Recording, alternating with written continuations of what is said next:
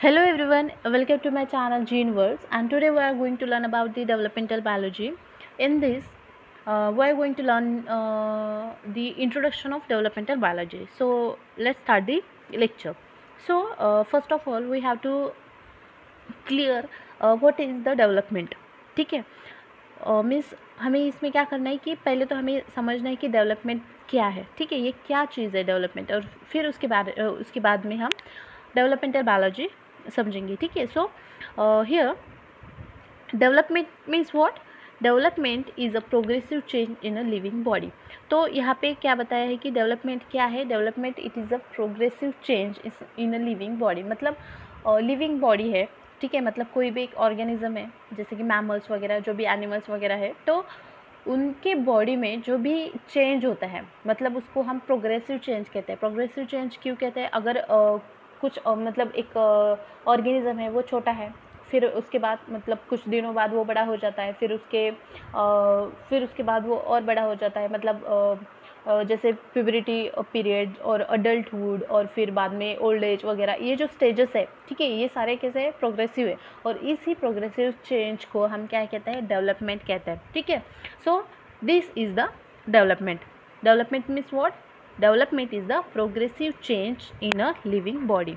And then so अभी हमें development पता चल गया है क्या है. तो now developmental biology. Developmental biology क्या है? So developmental biology is the study of the process by which animals and plants grow and develop. ठीक है, तो ये डेवलपमेंटल बायोलॉजी ये क्या है? यहाँ पे क्या होता है कि स्टडी होती है किस प्रोसेस की. जैसे कि ऑर्गेनिज्म है, एनिमल्स है, लाइक प्लांट है, इसका जो ग्रोथ है और इसकी जो डेवलपमेंट है, ग्रोथ और डेवलपमेंट, इस चीज़ की स्टडी करना, इसको हम क्या कहते हैं? Developmental biology. ठीक है, सो हमें दो चीज़ें पता चली है. What is the development? Development is the progressive change in a living body, and developmental biology means it is the study of the process by which animals and plants grow and develop. So there are several stages of development, like first, or we call early stage. Early stage means उसको हम embryo कहते हैं. ठीक है, मतलब हमें development पता चल गया. What is developmental biology? तो इसके स्टेजेस भी होंगे. ठीक है, मतलब डेवलपमेंट अगर हुई है किसी ऑर्गेनिज्म, मतलब छोटा है, फिर थोड़ा बड़ा हो गया, फिर थोड़ा बड़ा हो गया, तो ये क्या हो रहा है? ये चेंजेस हो रहे हैं. ठीक है, मतलब उसकी ग्रोथ हो रही है. ओके, तो ग्रोथ हो रही है तो चीज़ों में, मतलब स्टेज में डिवाइड होंगे. जैसे कि हम मैमल्स में देखते हैं चाइल्डहुड. ओके, फिर बाद में हम इसको क्या कहते हैं? अडल्टहुड. ठीक है, फिर जैसे कि अडल्टहुड के पहले प्यूबरिटी जोन, बाद में ओल्ड एज. ठीक है, ये सारे क्या है? स्टेजेस है. तो वैसे ही इस डेवलपमेंट के स्टेजेस होते हैं. तो पहला जो स्टेज है, और उसको हम अर्ली स्टेज कहते हैं, तो ये जो है अर्ली स्टेज, उसे एम्ब्रियो कहा जाता है. ठीक है, so this early stage means what, मतलब ये जो एम्ब्रियो है, हाँ, तो ये एम्ब्रियो क्या है? मतलब ये जो स्टेज है, कब से कब तक है? ठीक है, तो ये जो एम्ब्रियो स्टेज है, इस बिटवीन फर्टिलाइजेशन एंड बर्थ. ठीक है, मतलब फर्टिलाइजेशन हुआ है और बर्थ, फर्टिलाइजेशन और बर्थ के बीच में का जो भी पीरियड है, टाइम है, तो उस चीज़ को हम एम्ब्रियो कहते हैं. ठीक है, इस चीज़ और इस बीच क्या होता है? बहुत सारे सेल्स डिवाइड होता है. ठीक है, ऑर्गन फॉर्मेशन होता है. ठीक है, जो भी सिस्टम्स है, सर्कुलेशन सिस्टम, रेस्पिरेटरी सिस्टम्स, ये सारी चीज़ें इस स्टेज पे होती है. सो इसलिए हम इसे अर्ली स्टेज कहते हैं. So between fertilisation and birth the developing organism is known as a embryo. ठीक है, मतलब बर्थ हुआ नहीं है अभी तक. ठीक है, बर्थ हुआ नहीं है, तो फिर बर्थ से पहले, मतलब for example there is a child. ठीक है, हम उसको मतलब पैदा होने के बाद चाइल्ड बोलते हैं. ठीक है, लेकिन पैदा होने से पहले और फर्टिलाइजेशन के बाद का जो पीरियड है, तो उस चीज़ को हम एम्ब्रियो कहते हैं. ठीक है, तो ये जो एम्ब्रियो है, तो ये कहाँ से फॉर्म होता है? फर्टिलाइजेशन से. ठीक है, फर्टिलाइजेशन से. फर्टिलाइजेशन मीन्स व्हाट, कि यहाँ पे क्या होता है कि मेल गैमेट और फीमेल गैमेट, हमें पता है कि दोनों से ही, मतलब फादर मदर से भी हाफ ऑफ जो भी क्रोमोसोम्स है वो आते हैं. ठीक है, तो और क्या फॉर्म होता है, मतलब मेल गैमेट और female gamete they will fuse together and form the zygote. ठीक है, तो ये जो जाइगोट है वो किस कंडीशन में होता है, ये डिप्लॉइड कंडीशन में होता है, मतलब फीमेल और मेल गैमेट से हैप्लॉइड क्रोमोसोम्स आते हैं और फिर बाद में वो जाइगोट फॉर्म करते हैं और zygote is the in a diploid form. ठीक है, सो फिर जाइगोट फॉर्म हुआ और this process is called as the which fertilisation. ठीक है, इस प्रोसेस को हम क्या कहते हैं, फर्टिलाइजेशन कहते हैं। ओके, और फिर फर्टिलाइजेशन ये जो पीरियड है और ये जो प्रोसेस है उस वक्त से बर्थ तक, ये पूरा स्टेज हम एम्ब्रियो कहते हैं। ठीक है, तो जो साइंटिस्ट है यहाँ पे डेवलपमेंट की जो स्टडी है, मतलब एम्ब्रियोनिक डेवलपमेंट की जो स्टडी है वो पहले वॉन बेयर ये जो साइंटिस्ट है उसने मतलब वॉन बेयर ये जो साइंटिस्ट है उन्होंने की थी। तो von Baer studied the embryonic development of animal and he discovered the development of notochord and the stages of blastula. Okay, so in coming video or in upcoming video we will see what is the blastula and development of notochord. ठीक है, ये सारी हम चीज़ें देखेंगे। तो von Baer this is the first scientist who studied the embryonic development of the animals and he describe the germ layer theory.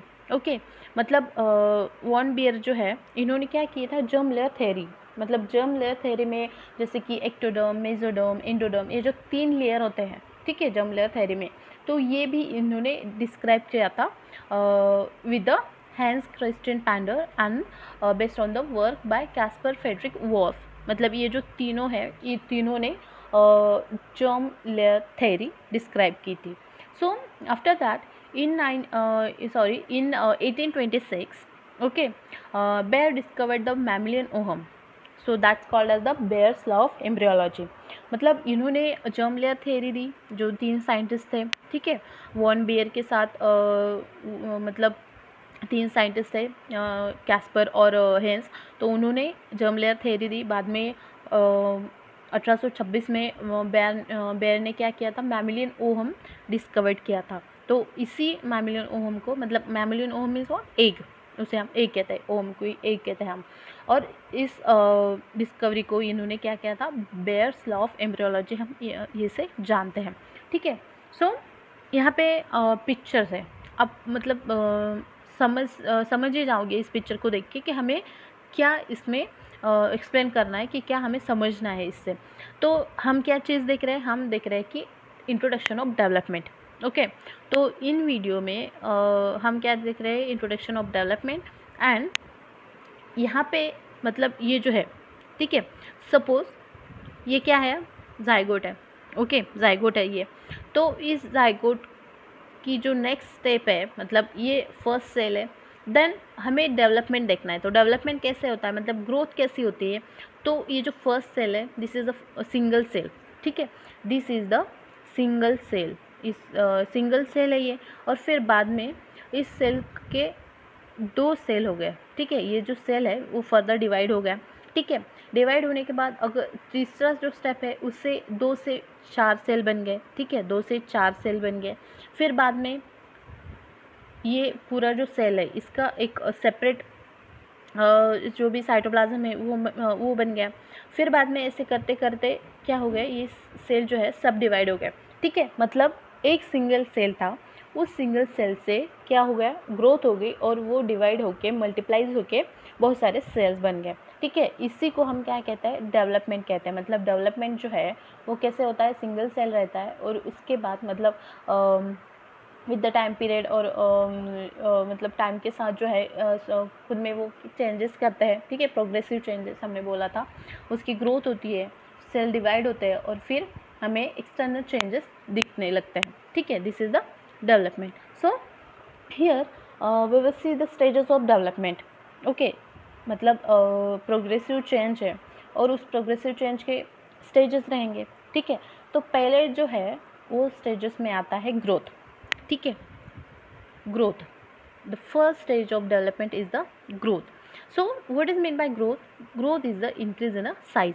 ठीक है, मतलब हमने अभी भी देखा कि ये क्या हो रहा है कि 1 से 2, 2 से 3 वगैरह ये जो है वो बन रहे हैं। ठीक है, तो यहाँ पे ग्रोथ का मतलब क्या है, increase in the size. Suppose कि ये एक सेल है, ठीक है।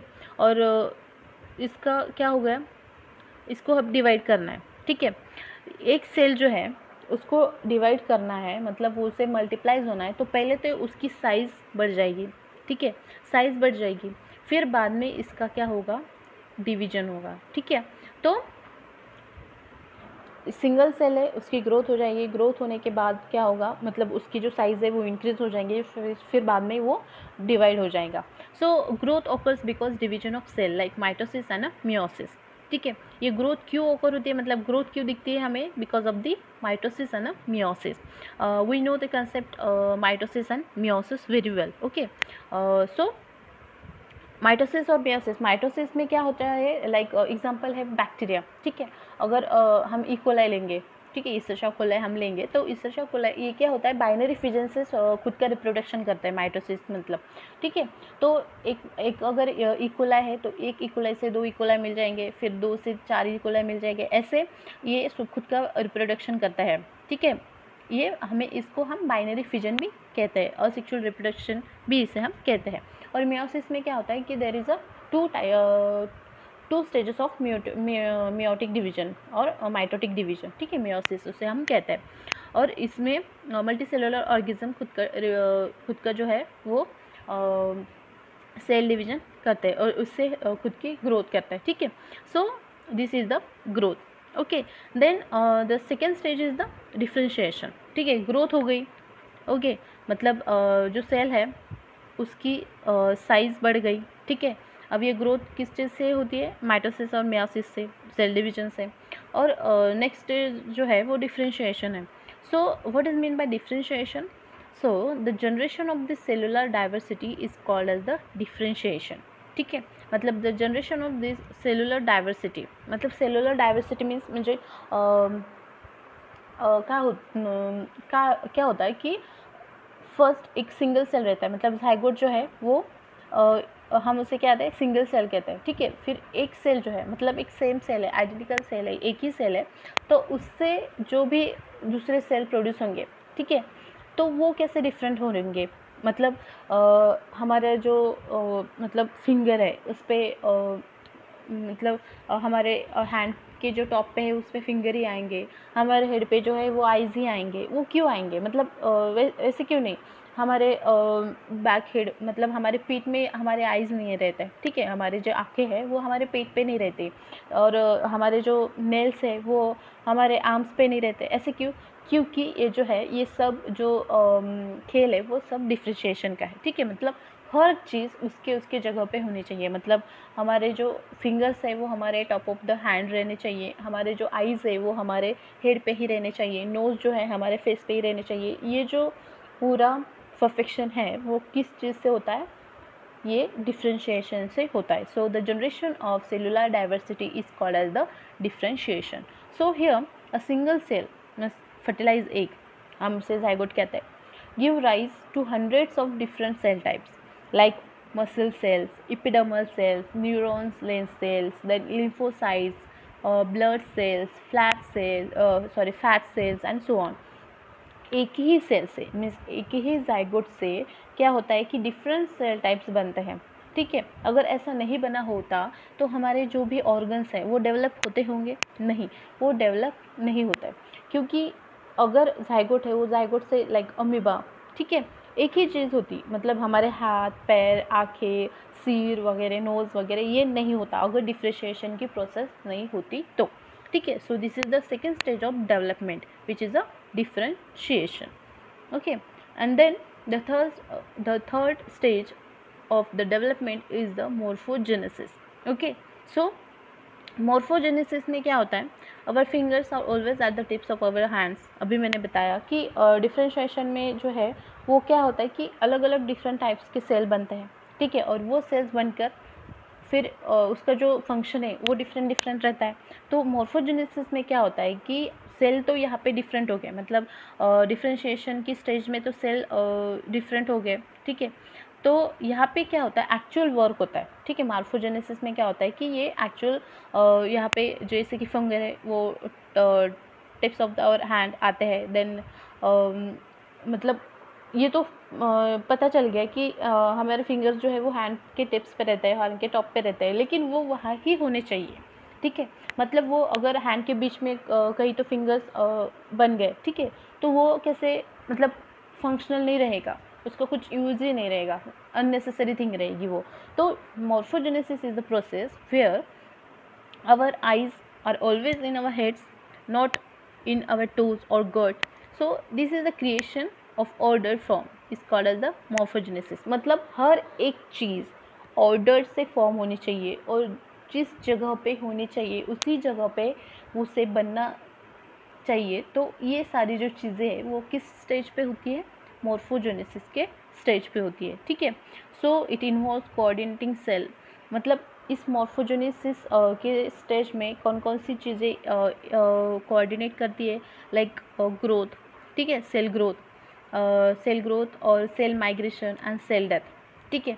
और इस चीज़ों के मतलब एक कोऑर्डिनेशन से ही मॉर्फोजेनेसिस की स्टेप जो है वो कंप्लीट हो सकती है। यहाँ पे growth, cell migration and cell death ये क्यों मतलब कोऑर्डिनेट करते हैं, क्योंकि जैसे कि फिंगर्स है, ठीक है, फिंगर्स के बीच में गैप रहता है हमारा, ठीक है। तो क्या हो गए कि हैंड जो फिंगर्स है उसकी ग्रोथ हो गई, फिंगर सेल्स जो है उसके बीच में उसकी ग्रोथ हो गई, फिर क्या हो गए, सेल माइग्रेट हो गए, ठीक है। और फिर ये जो हमें गैप दिख रहा है ये क्या है कि इस बीच के जो सेल है उसकी डेथ हो गई। उसकी डेथ अगर नहीं होती होंगी, मुझे क्या होता है कि हमारे 5 फिंगर्स है और उसके बीच में गैप है, तो ये गैप हमें क्या करता है, ईजी टू वर्क, मतलब हमारा जो भी वर्क है, हमारा जो भी फंक्शन है उसे ईजी करता है। मतलब हम कुछ भी पकड़ सकते हैं, ठीक है, हम छोड़ सकते हैं, हम लिख सकते हैं। ये सारी चीज़ें क्यों होती है, क्योंकि हमारे फिंगर्स के बीच में गैप है, ठीक है।